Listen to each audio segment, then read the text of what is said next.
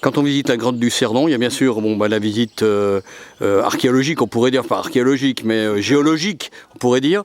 Quand on a fini la visite, on peut ensuite, surtout quand on vient en famille, prolonger le séjour sur place. Oui, alors on peut même prendre ce qu'on appelle un pack à la journée qui permet de coupler la visite de la grotte dans l'ordre que l'on veut avec des animations préhistoriques.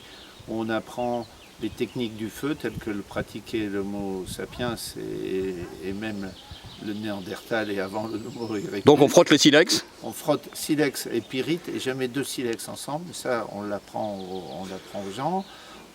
La technique du feu par frottement, qui est beaucoup plus technique et moins rapide, contrairement à ce qu'on peut penser.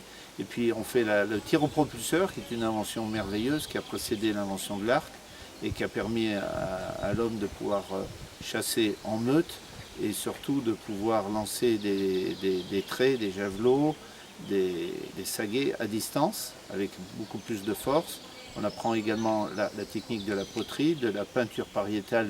Les grands, ça s'adresse plutôt pour les enfants, les grands ne font rarement cette activité seuls.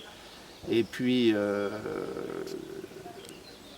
j'en oublie un, la technique du feu, le propulseur, les lampes à graisse aussi. On a développé un atelier où on apprend comment les hommes préhistoriques qui avaient un besoin impérieux de transporter le feu, de confectionner des lampes à graisse.